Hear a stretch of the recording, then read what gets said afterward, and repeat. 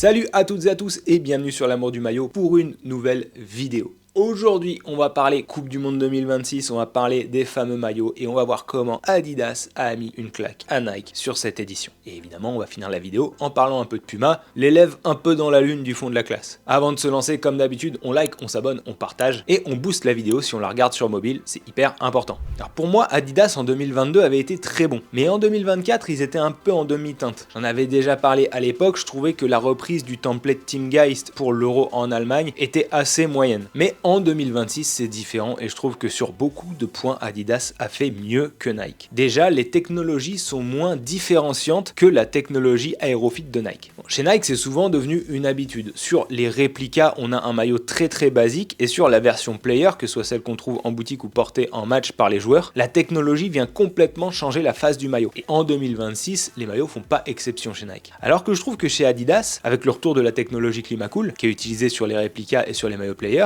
c'est moins le cas. Le maillot player est certes plus ventilé, mais les ventilations se font un peu plus discrètes. En fait, on a un peu des ventilations qui rappellent les maillots Aeroswift de Nike, mais aussi les maillots Vapornit à l'époque de la Coupe du Monde 2018. C'est des ventilations qui se voient quasiment pas de loin. Et ce qui est cool, c'est que la personne qui achète son maillot réplica, elle n'a pas forcément l'impression d'acheter un maillot qui est en dessous de celui des joueurs. Chez Adidas, cette année, j'ai aussi l'impression qu'il y a plus d'équipes qui bénéficient d'un traitement unique. Alors que chez Nike, il y a des équipes, on va parler notamment de l'Uruguay ou de l'Angleterre, qui ont des jolis maillots certes, mais qui bénéficient pas forcément d'un traitement très particulier d'un point de vue du design. Beaucoup des maillots un peu unicolores qui font la différence principalement par leur blason. Sur le plan des inspirations, Nike et Adidas sont un peu à égalité sur cette Coupe du Monde, je trouve. Les deux vont aller chercher pas mal de motifs en relation avec un peu la culture soit de la sélection, soit du pays. Typiquement, chez Nike, avec la France, on a l'inspiration Statue de la Liberté, très marquée sur le maillot extérieur, un peu plus subtil sur le maillot domicile avec juste les logos en cuivre,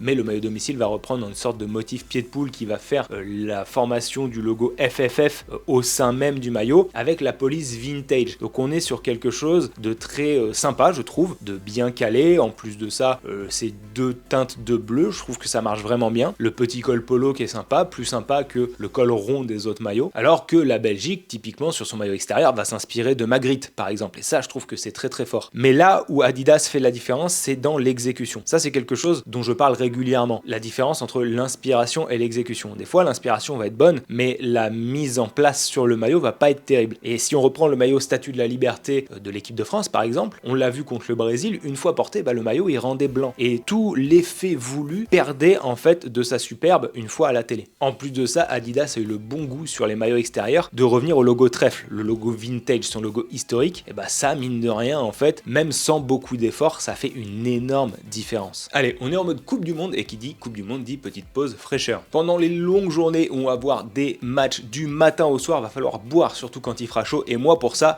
j'ai Oli. Si vous viviez pas dans une grotte et si comme moi vous traînez beaucoup sur YouTube, Oli vous savez forcément ce que c'est. Oli révolutionne les soft drinks en poudre. Personnellement ça fait à peu près 2 ans que je bois Oli quasiment quotidiennement. Je suis plutôt fan de la gamme hydratation, mais vous avez aussi la gamme Iced Tea pour des boissons gourmandes ou la gamme énergie avec de la New Caf, une caféine plus lente qui vous évite les coups de pompe. Oli évidemment c'est pas là pour remplacer l'eau. Mais moi la raison pour laquelle j'ai commencé à boire Oli c'est parce que j'avais du mal à boire assez d'eau plate sur la journée. Et du coup plutôt que de saturer, je me fais un petit Oli bien frais et franchement ça passe tout seul. Ce qui est cool avec Oli, c'est qu'en plus vous pouvez doser à votre guise. Moi par exemple, là je me suis fait un petit Oli énergie à la pomme, mais directement dans 1,5 litre d'eau. Et surtout, je me fais 2 bouteilles sur la journée et je sais que j'ai mes 3 litres. En ce moment, mes goûts préférés, c'est plutôt fraise kiwi. Sur la gamme énergie, j'aime aussi framboise citron, ça passe super. Mais le must pour commencer Oli, c'est évidemment de commencer par un starter pack. Vous avez des boîtes de la gamme énergie, de la gamme hydratation, mais aussi de la gamme Iced Tea. Vous avez des échantillons de plusieurs parfums par boîte, comme ça vous pouvez goûter vos préférés. Par exemple, on va se faire ensemble ce petit que je connais pas, Açaï Hibiscus. Mon shaker est déjà prêt, j'ai mis les glaçons, j'ai mis l'eau.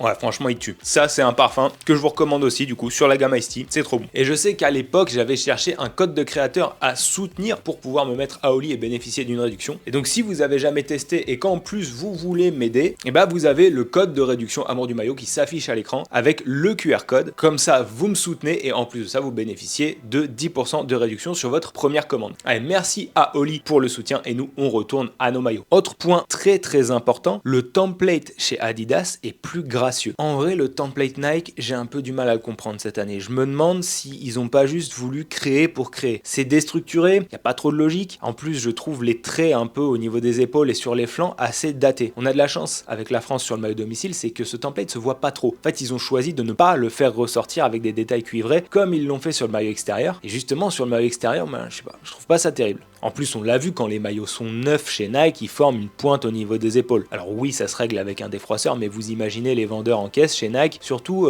pensez bien à vous procurer un défroisseur pour enlever les trucs. Ah, ça se fait pas. Et ce petit détail d'apparence insignifiant, je trouve qu'en fait, il est assez symptomatique de la bizarrerie de ce template. J'arrive pas à le comprendre en fait, il est trop déstructuré, même au niveau du col. On a l'impression que Nike a voulu tenter pour tenter, un peu comme le fait Puma parfois. À l'inverse, Adidas, mais ils sont restés sobres. Ils sont restés simples au niveau des lignes, mais vraiment ça fonctionne. C'est efficace et en fait, là où on voit que c'est réussi, c'est que ça ne détourne pas l'œil du design en lui-même. Autre point qui fait que je préfère les maillots Adidas aux maillots Nike sur cette Coupe du Monde, c'est tout simplement qu'il y a davantage d'équipes réussies. En vrai, on retrouve très peu de faux pas si on regarde bien. Et si on regarde équipe par équipe, on peut ne pas forcément aimer le duo, mais il n'y a aucune équipe qui se retrouve avec aucun joli maillot. A l'inverse, certaines équipes, je pense notamment à la Croatie chez Nike, se retrouvent avec des maillots qui sont vraiment pas beaux, ni le domicile ni le extérieur. Le maillot de la Turquie aurait mérité d'être un peu plus travaillé par exemple. Le duo de l'Uruguay, même si j'aime bien le domicile, je le trouve relativement mid, il est ok. Maillot extérieur, bon, c'est vraiment pas ma cam. Et un peu dans cette veine-là, un autre point fort d'Adidas, on a beaucoup plus de duos réussis, des équipes avec un maillot extérieur aussi beau que le maillot domicile. Là, c'est pas compliqué, hein. Algérie, Mexique, Afrique du Sud, Écosse, Espagne, Allemagne, Argentine. Et on peut même citer des équipes pas qualifiées comme l'Italie ou la Jamaïque qui ont un duo complètement magnifique. Même l'Arabie Saoudite, bref, il y a énormément d'équipes qui ont eu le droit à un superbe traitement et qui ont un maillot domicile super beau autant que le maillot extérieur. Alors que chez Nike, ça va plutôt être du 1 sur 2. Je trouve que la France, le Brésil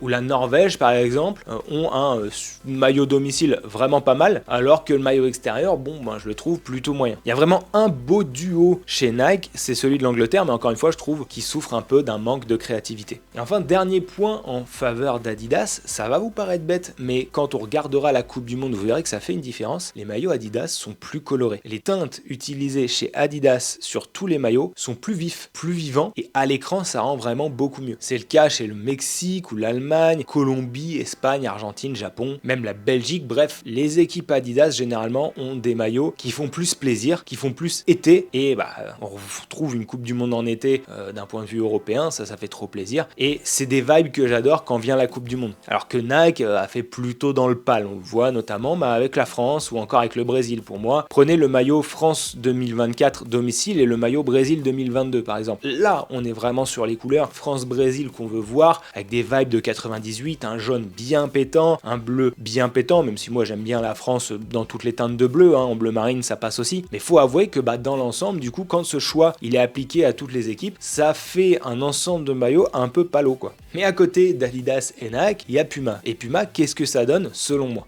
Puma, ils ont fait du Puma. Ils sont restés dans la lignée de ce qu'ils font depuis 2022. On a là encore des motifs très sympas, inspirés du patrimoine culturel, soit de la nation, soit de la sélection en elle-même. Mais malheureusement, c'est encore une fois posé ou imprimé sur des templates très moyens. Je vois toutefois un upgrade du côté du Portugal par rapport au maillot précédent. Alors sur le maillot du Portugal, on a du mal à distinguer si c'est du vert ou du bleu. C'est une teinte qui est un peu entre les deux, mais à la limite, ça passe et c'est cohérent parce que c'est un maillot qui est inspiré de la mer, que ce soit le domicile ou l'extérieur. Je trouve le maillot domicile avec les vagues vraiment sympathique. J'aurais évidemment préféré du jaune pour avoir des vibes du maillot de l'Euro 2000, mais ça c'est plutôt personnel. J'aime bien aussi le maillot domicile du Paraguay. Simple, efficace, avec des bandes un peu retravaillées et restructurées, c'est pas mal. Et niveau doublette, il y a eu du simple mais du très efficace comme le Maroc ou le Ghana, mais aussi la Nouvelle-Zélande avec les fougères imprimées dans le maillot. Je pense qu'en version joueur, sur le fameux tissu Ultra Weave importable mais qui fait des beaux objets, ça peut rendre vraiment pas mal. Voilà, c'est tout pour moi aujourd'hui. Encore une fois, c'est des avis qui sont personnels, ok? Vous êtes tout à fait en droit de pas avoir les mêmes, d'être en total désaccord, et si vous l'exprimez dans les commentaires, faites-le de manière intelligente, ok? Parce que sinon je vous masquerai de toute façon. Et voilà, c'est hyper important de rester courtois en commentaire. Dites-moi ce que vous pensez des maillots de la Coupe du Monde 2026. Et en conclusion de tout ça, je vais quand même vous dire un truc. Je pense qu'on va voir dans l'ensemble la plus belle Coupe du Monde depuis 2014, et si pas top 3 depuis peut-être 98. Je trouve les maillots, même si j'ai un petit peu tapé sur Nike, quand même assez beaux dans l'ensemble. Ça faisait longtemps qu'on n'avait pas eu Adidas Adidas, Nike et Puma aussi bien ensemble. Bien souvent, il y a quand même un équipementier qui est en dessous. Je me rappelle qu'à l'Euro 2020 qui s'était joué en 2021, je trouvais que Puma était au-dessus du reste, que Nike arrivait ensuite et qu'Adidas était vraiment à la cave. Coupe du Monde 2022, ça s'était un peu inversé, encore une fois avec des templates bizarres de Nike. Puma qui avait un peu fait pareil. Alors que là, je trouve que dans l'ensemble, Adidas a fait du très très bon boulot, Nike a fait du